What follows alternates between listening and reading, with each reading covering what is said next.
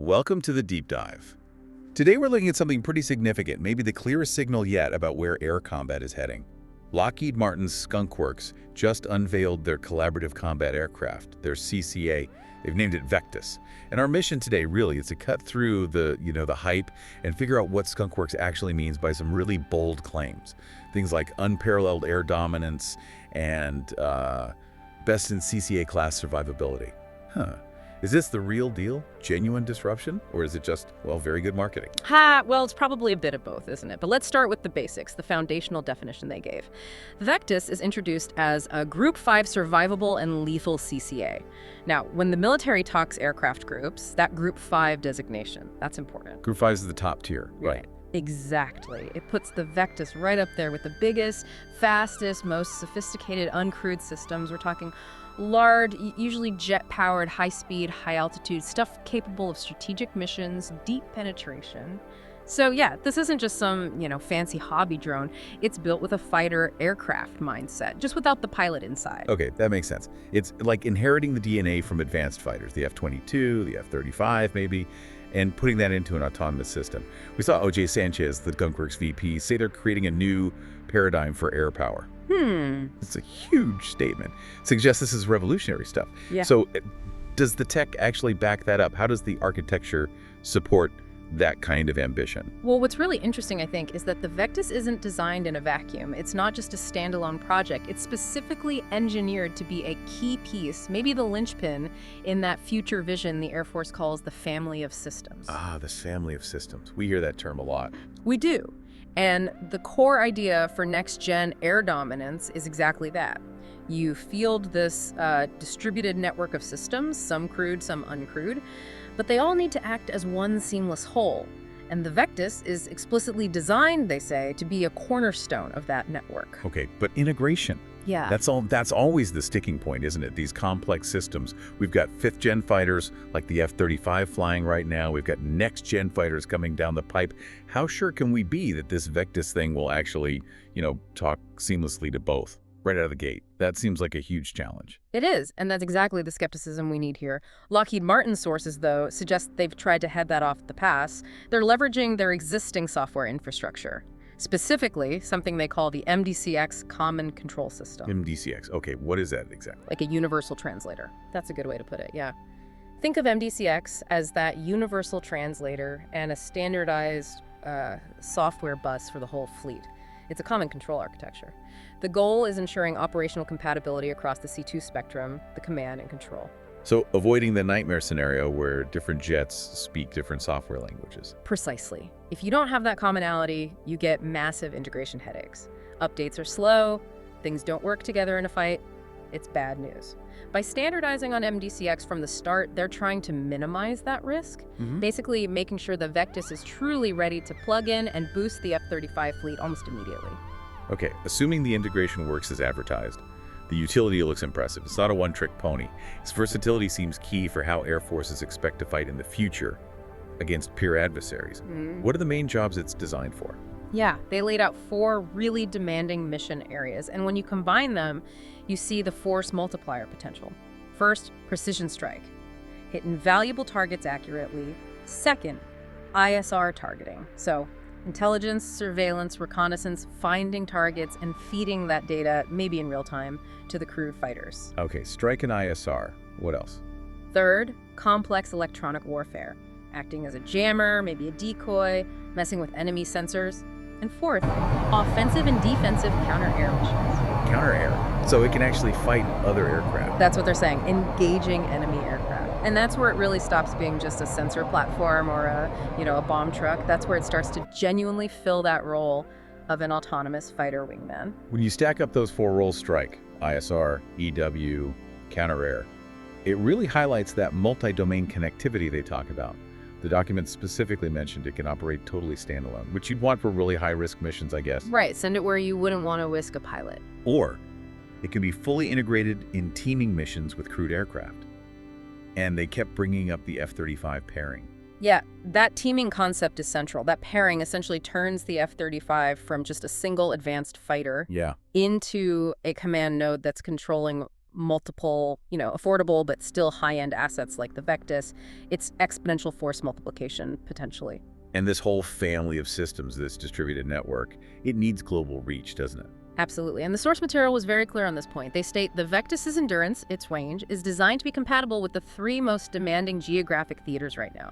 We're talking Indo-Pacific, the European theater, and Central Command. That's a big commitment to sustained long-range operations. Okay, so the operational capability sounds ambitious, potentially very powerful. But then comes the huge question. How much does this high-end capability actually cost? Let's shift gears a bit, because this might be the trickiest part of the whole announcement, combining that elite performance with what they call a CCA price point. Right, and this is where the strategic implications really start to bite. Skunk Works is promising best in CCA class survivability.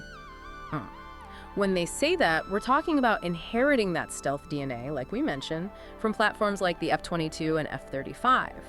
Survivability here isn't just about, the shape being low observable or stealthy. There's more to it. Oh, yeah. It implies using advanced materials, special coatings, high-end electronic countermeasures, ECM designed specifically to fool or defeat advanced enemy radar systems. It's a whole package. But traditional stealth tech, that relies on decades of classified research, exotic materials.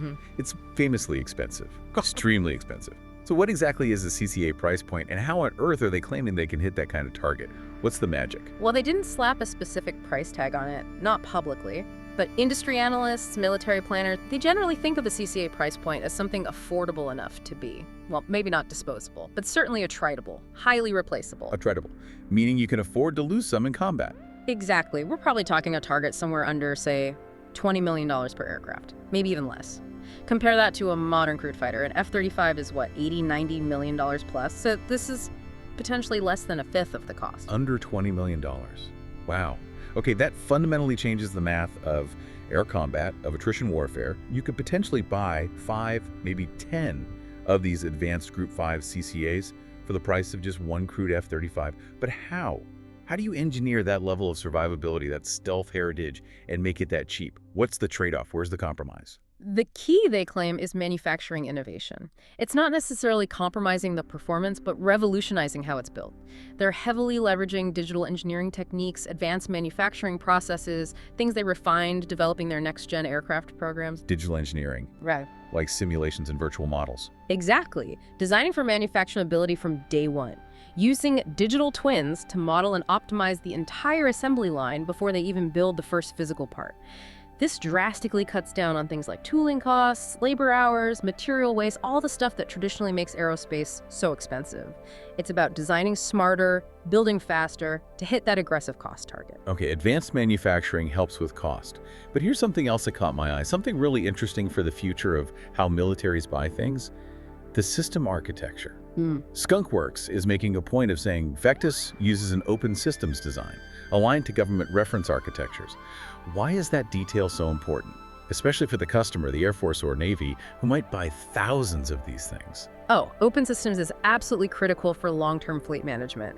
And it's a direct shot across the bow at a huge, long-standing industry problem called vendor lock. Vendor lock. Okay, break that down for us. What is vendor lock? Vendor lock is what happens when the buyer, the military in this case, gets completely tied to the original manufacturer, like Lockheed Martin here, for everything that comes later. Every upgrade, every repair, every software update. Because the system's guts, the operating system, it's all proprietary, locked down. So if you want to add a new sensor or integrate a new weapon 5 years down the road, only the original company can do it. And guess what? They can charge basically whatever they want. Got it. So you're locked in, no competition, costs can skyrocket. Precisely. Open systems architecture prevents that. By designing to government reference architectures, basically, common standards the government sets, the Vectis becomes, in theory, much more modular, plug and play. If the Air Force decides later they want to install a new radar built by, say, Northrop Grumman or Raytheon, they can. Or a new software package from a different company.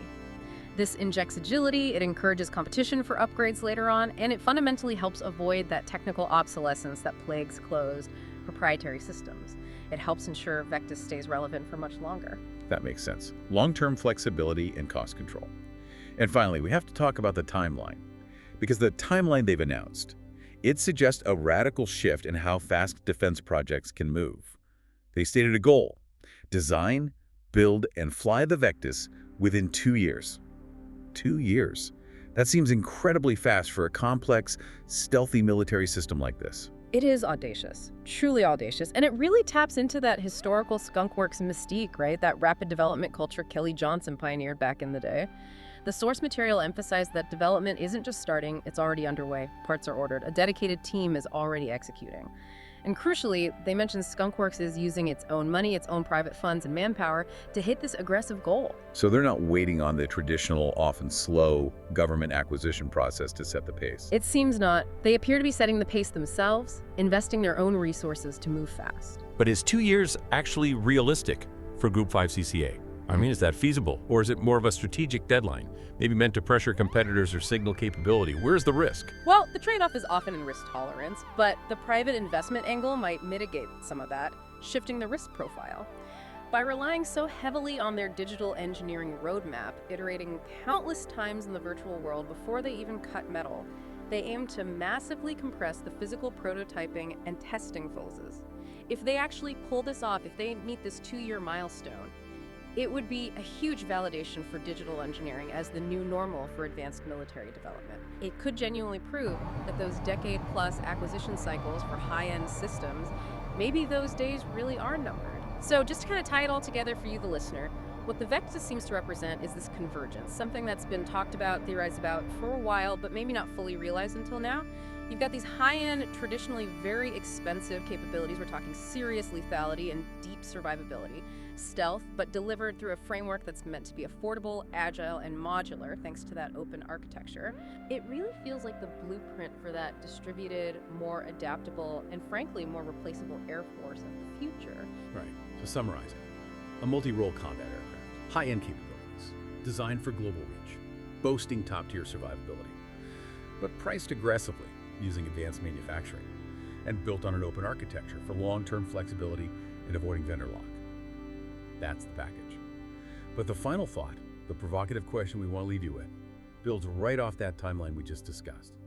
If Lockheed Martin Skunk Works actually achieves this goal design, build, fly in just 2 years, driven largely by their own private investment, how fundamentally does that aggressive pace change the game? What does it do to the baseline expectation for developing military aircraft from now on? If they can deliver this kind of capability in 24 months, does that make the traditional model, the one that often takes 10, 15 years, is that model now functionally obsolete? That's definitely something we'll be watching very closely. Thank you for joining us on The Deep Dive.